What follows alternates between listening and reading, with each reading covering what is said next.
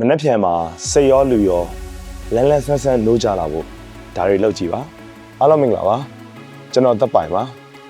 Body Combat Instructor ဖြစ်ချင်တဲ့သူတွေကို mentor လုပ်ပေးနေတဲ့ Group Fitness Coach တယောက်ပါနံပါတ်1ချက်အချိန်ကိုက်အချိန်မှန်အိပ်ပါဆိုလိုတာကညကိုပုံမှန်9နာရီအိပ်တယ်ဆိုရင်9နာရီအိပ်ပါမနေ့ကပုံမှန်6နာရီထားရဆိုရင်ပုံမှန်နေ့စဉ်ရက်ဆက်6နာရီထားပါနံပါတ်2အချက်မအိပ်ခင်မှာကိုယ့်ရဲ့အခန်းကိုယ့်ရဲ့အိပ်ယာမှုရာတွေကိုအပူချိန်လျှော့ချရရင်လည်းအေးအောင်ထားပါ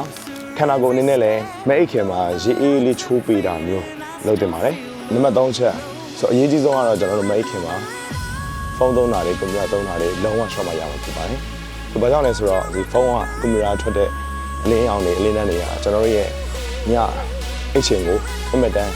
နှောက်ယှက်စေလို့ဖြစ်ပါတယ်နံပါတ်4ချက်ဆိုညရေတအားမတောက်ပါနဲ့ဆိုဘာကြောင့်လဲဆိုတော့ရေအရန်တောက်ရင်ညဆိုရင်ကျွန်တော်တွန်းတဲ့တွေပါအမြဲတမ်းခောက်သွားပြစ်တယ်ဆိုတော့ကြောင့်ညကိုတောက်မယ်စားညအိတ်ခံပြီးဆိုရင်6နာရီ9နာရီလောက်ကစပြီးတော့ရေရှော့တောက်ပြီးတော့ကျွန်တော်မနေ့နိုးလို့ချင်းအချိန်မှာရေကိုကောင်းကောင်းတောက်ပေးနိုင်ပါတယ်ဆိုတော့နံပါတ်5အချက်ကတော့ကျွန်တော်တို့478 breathing ပေါ့နော်ဆိုတော့မဲခင်မှာကျွန်တော်တို့အသက်ကိုပြင်း4 second ရှူမယ်ပြီးရင်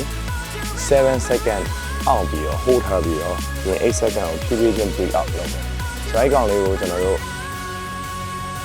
10ချိန်ကနေအချိန်30အထိဆိုကိုယ့်အနေနဲ့